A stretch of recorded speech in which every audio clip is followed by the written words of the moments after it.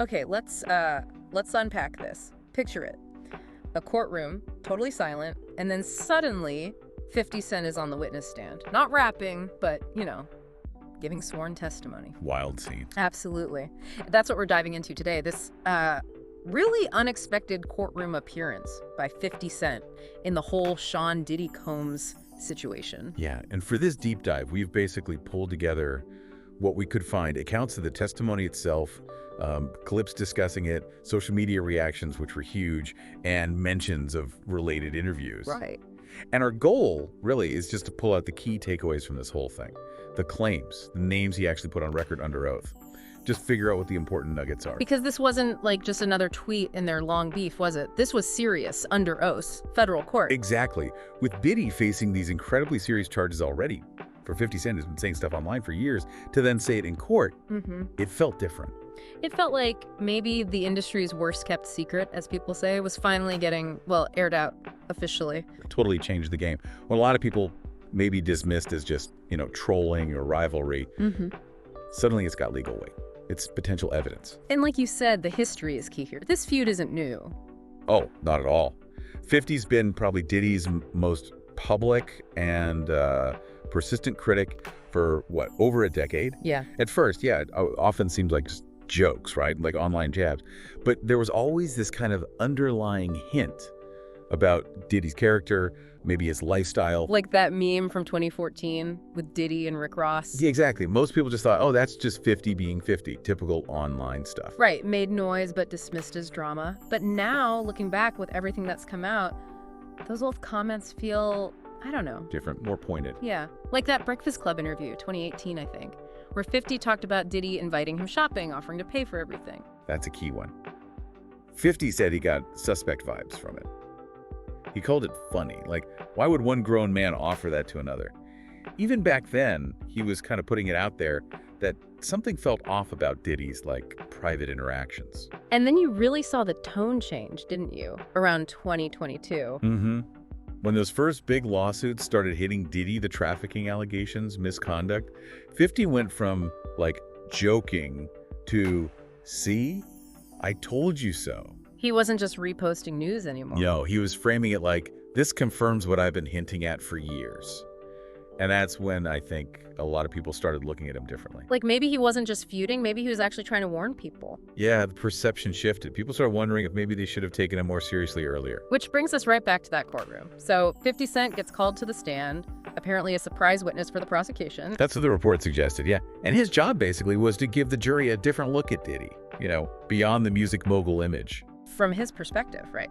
Things he saw or heard. Exactly. From industry events, private meetings, some, frankly, bizarre personal experiences he claimed to have had or heard about. And word was he came prepared, maybe even had notes, like a list of names and incidents. And how was he described, his demeanor? Serious, focused, done playing games, speaking plainly, not the online persona at all. This was formal testimony. Okay. He wasn't necessarily there to give super graphic details of things he didn't see himself, but more to talk about patterns of behavior he saw or heard about from people close to the situation. Okay, so let's get into it. The claims made under oath, the names. You mentioned Fabulous was one of the first ones brought up. Yeah, Fabulous. And this apparently tied back to that Drink Champs episode lots of people saw.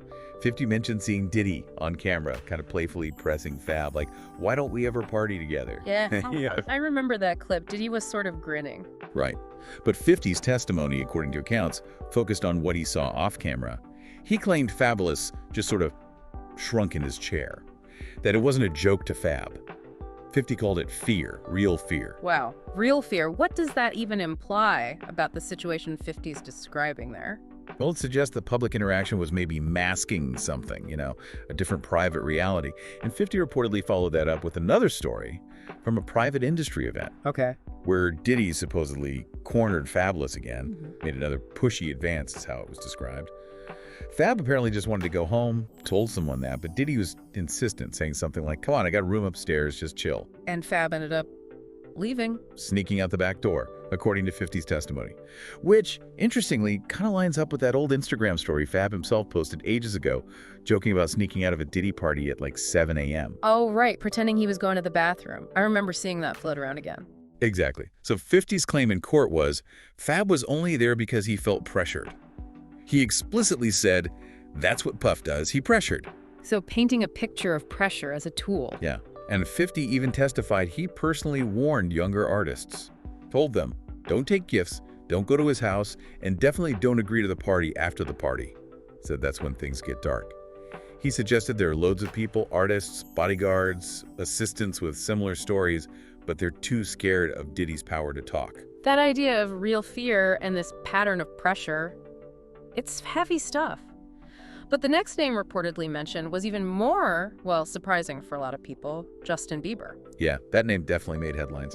50 reportedly talked about Diddy having Bieber around when he was super young, just starting out, like maybe 15 years old. 15. And he brought up that infamous video clip, right, where Diddy says, I don't have legal guardianship of him, but for the next 48 hours, he's with me. Yeah. Diddy tried to make it sound fun, like go full buck, full crazy. Right. But under oath, 50 claimed that people inside the industry knew what that really meant. He apparently said something like, ain't nobody talking about mentoring when it's 2 a.m. in Miami and the kid's 15 years old. So contrasting the public statement with what he alleged was the private reality? Precisely. And while 50 didn't claim to have witnessed specific things himself, he testified about what he'd allegedly heard from people close to Bieber's team, people who were apparently terrified to speak out.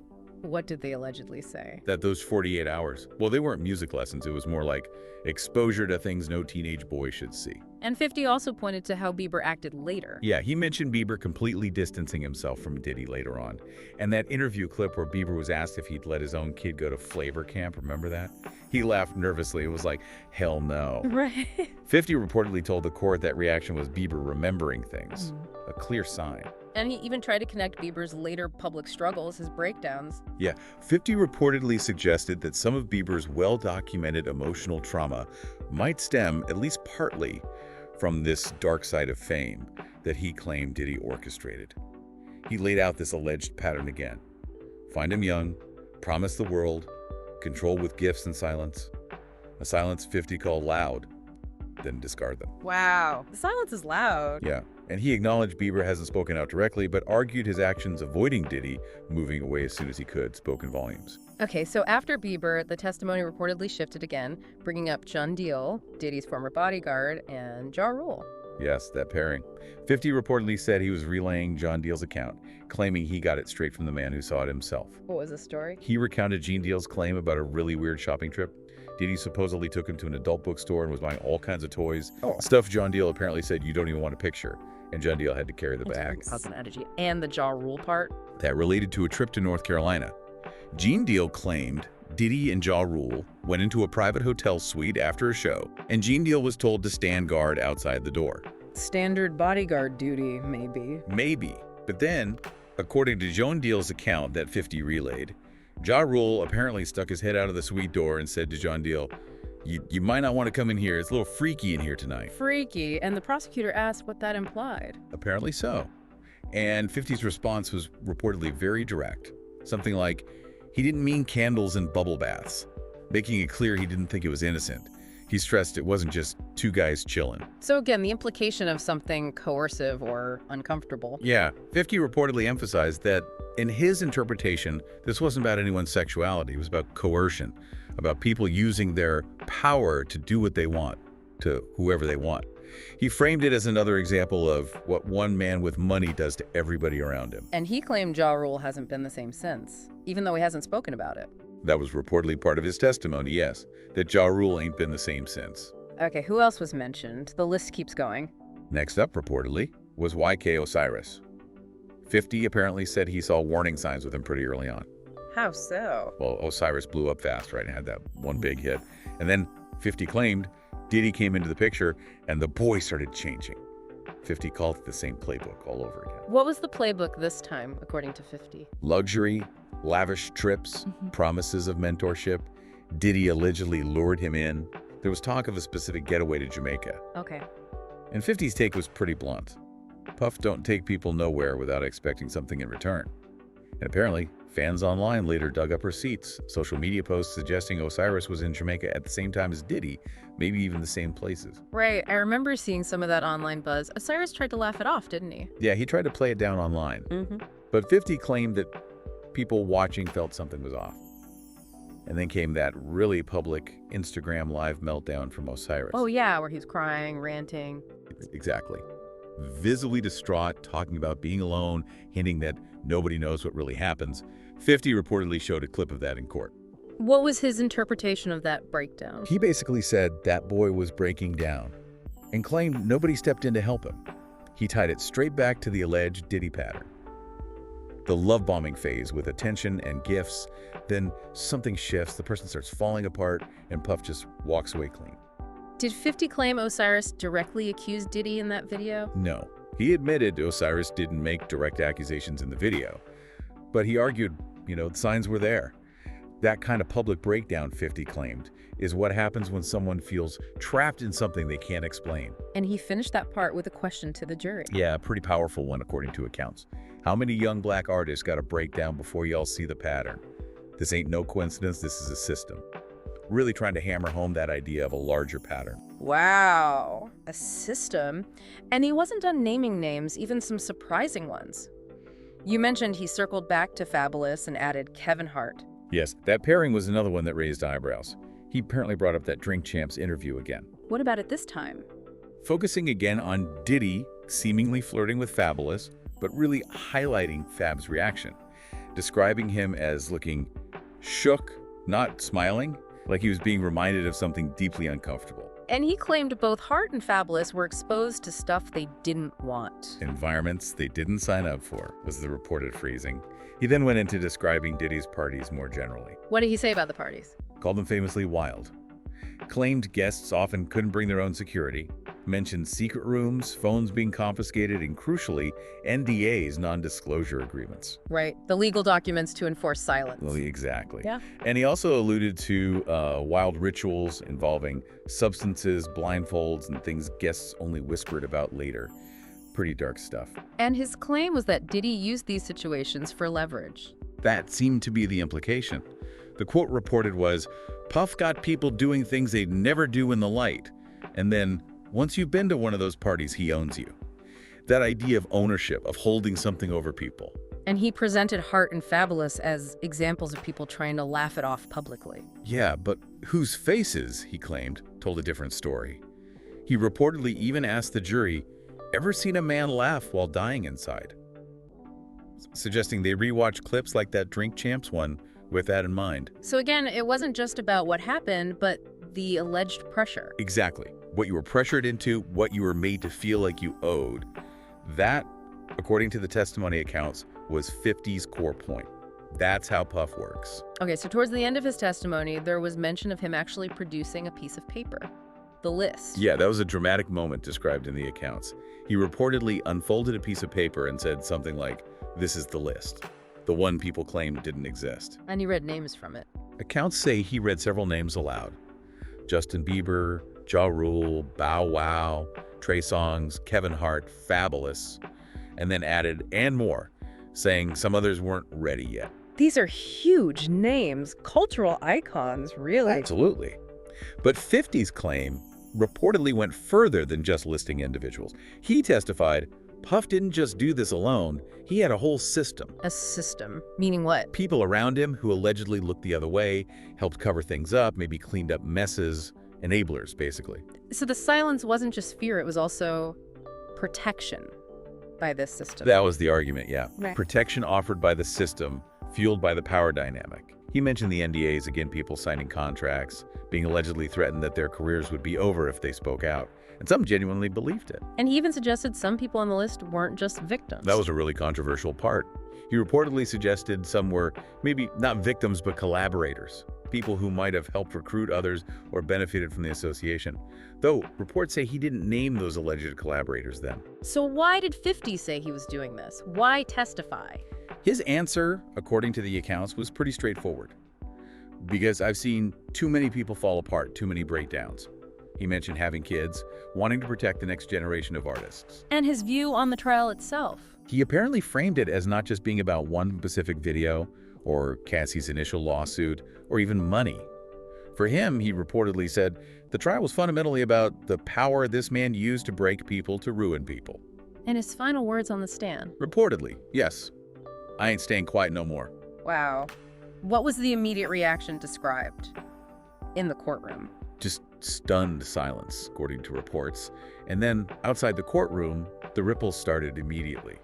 Yeah, it wasn't just about Diddy anymore. People felt it shook the entire industry. Headlines obviously exploded, but behind the scenes... chaos, apparently. PR teams scrambling, lawyers drafting cease and desist letters. Celebrities mentioned, or even just associated with Diddy, started trying to distance themselves publicly. Social media cleanup was happening, fast deleting posts, disabling comments. Some pages just vanished. And what about the names specifically mentioned in the testimony? Sources apparently close to the courtroom said several of those high-profile names were really worried about getting subpoenaed, formally called to testify themselves. They were reportedly lawyering up fast, anticipating this could get much bigger. Hollywood felt it too. Yeah, reports of agents trying to steer clients away from anything Diddy-related, endorsement deals getting paused, studios rethinking partnerships with bad boy artists, and we heard Kevin Hart, whose name came up, reportedly canceled a couple of public appearances right after. And online, the reaction was huge, right? Fans digging things up? Oh yeah. Forums and social media were flooded. People pulling up old photos, old interviews, looking at everything differently now. We saw one comment calling it the #1 Me Too moment for male artists in the music industry, drawing that parallel. And the NDAs, was there any confirmation on those? There were reports that multiple former bad boy artists started privately confirming off the record that yes, they had signed contracts forbidding them from speaking negatively about Diddy or disclosing unusual behavior they saw at parties or events. But 50 himself afterwards, he wasn't exactly hiding. Not at all. Defiant. Posted on social media the next day things like, they tried to cancel me before, I dare him to try again. And another message saying, y'all not gonna shut me up while these people suffer. Even posted a picture outside the courthouse captioned, more names coming soon. So the message seems to be, the silence is broken. That protective machine might be cracking.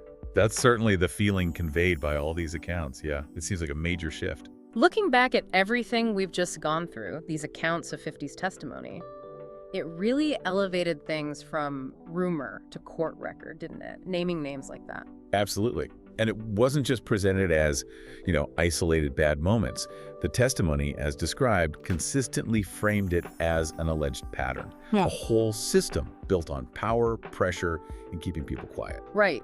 So thinking about that alleged system, the fear, the NDAs, this whole industry machine described in the sources, what does it actually mean when someone like 50 Cent, with his platform and history, breaks that silence so publicly under oath?